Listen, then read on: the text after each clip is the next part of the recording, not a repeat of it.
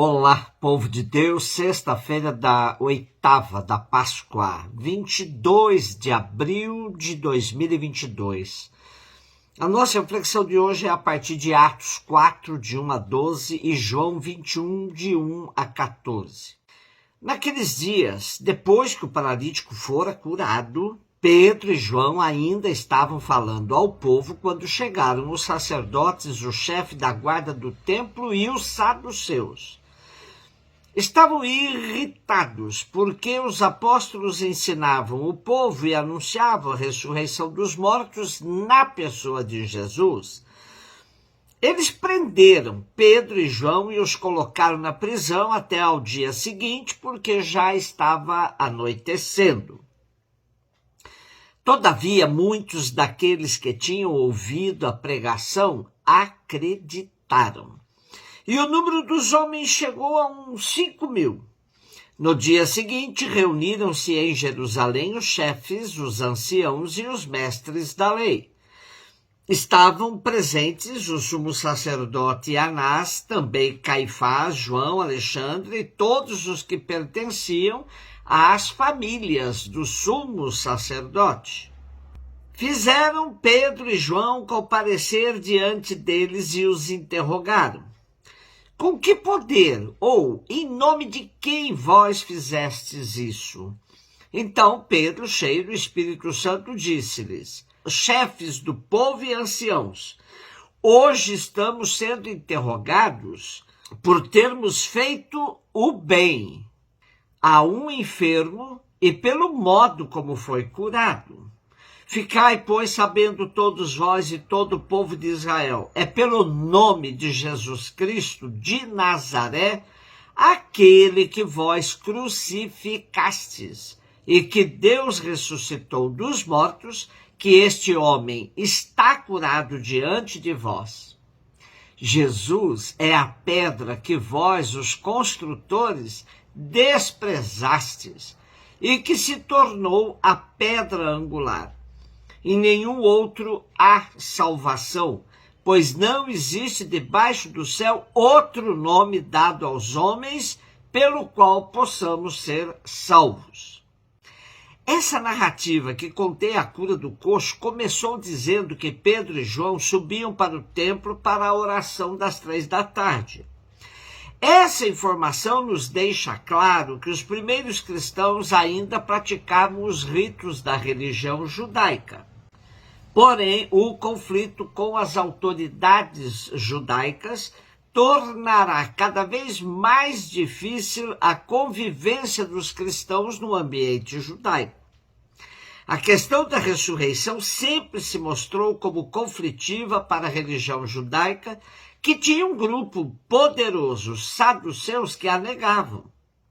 Porém, o problema é que a pregação da ressurreição vinha acompanhada de sinais concretos, como a cura do coxo, e começava a fazer adeptos entre os judeus, ameaçando a liderança e o status quo das autoridades judaicas. Assim, como consequência disso, João e Pedro vão para a prisão. Quando os discípulos são submetidos ao interrogatório, a pergunta tem uma resposta óbvia. Em nome de quem vocês curaram o coxo? Claro que os discípulos tinham convicção de que era em nome de Jesus Cristo que eles agiam. Porém, ao darem a resposta, aproveitam para dizer na cara das autoridades judaicas que eles são responsáveis pela morte de Jesus, mas que ele está vivo, pois ressuscitou. E mais, se servem das Escrituras para dizer que Jesus é a pedra que eles, como os construtores, rejeitaram. E colocam a cereja no bolo ao dizer que Jesus é a única oportunidade de salvação. Com tudo isso, os cristãos vão cavando uma fossa entre eles e o judaísmo. Sem dúvida, terminarão sendo expulsos dos espaços judaicos e terão que definir sua identidade. Assim, o grupo cristão se firmará numa nova caminhada. João 21, de 1 a 14, Jesus apareceu de novo aos discípulos, à beira do mar de Tiberíades.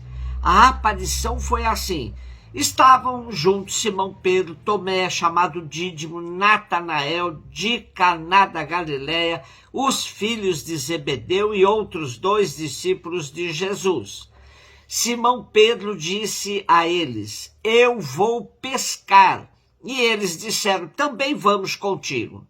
Saíram e entraram na barca, mas não pescaram nada naquela noite.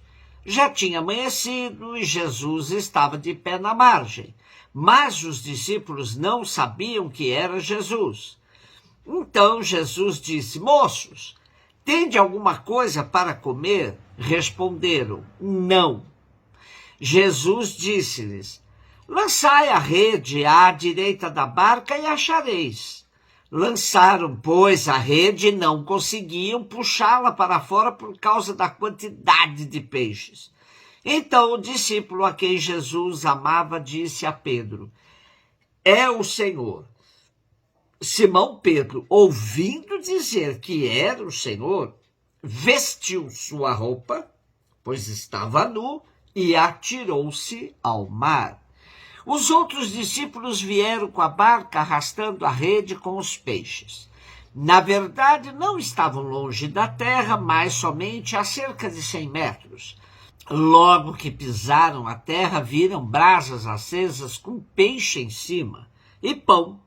Jesus disse-lhes: trazei alguns dos peixes que apanhastes. Então Simão Pedro subiu ao barco, arrastou a rede para a terra. Estava cheia de 153 grandes peixes. E apesar de tantos peixes, a rede não se rompeu. Jesus disse-lhes: vinde comer.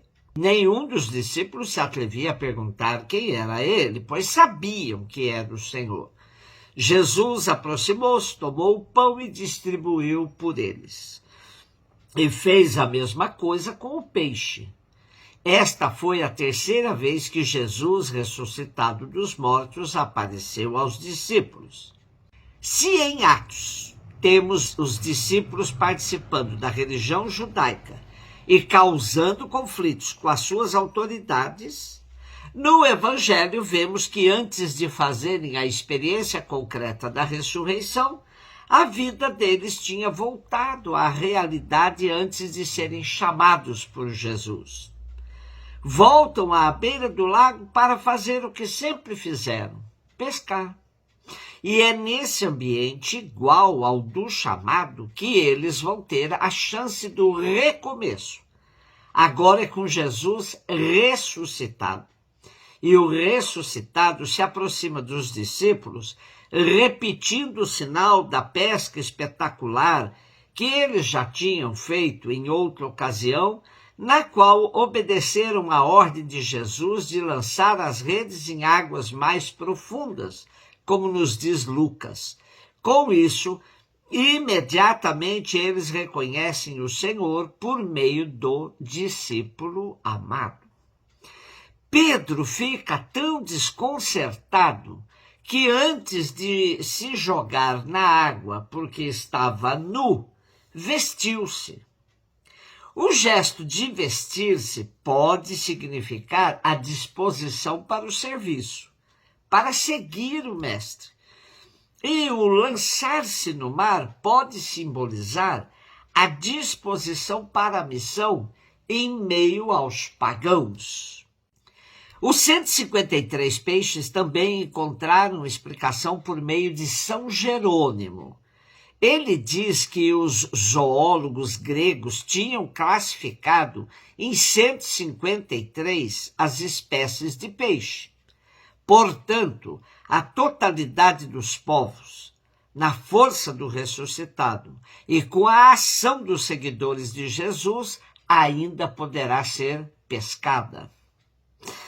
E o convite de Jesus, vinde comer, indica a Eucaristia celebrada pela comunidade primitiva, onde eles tinham a certeza da presença do ressuscitado no meio deles.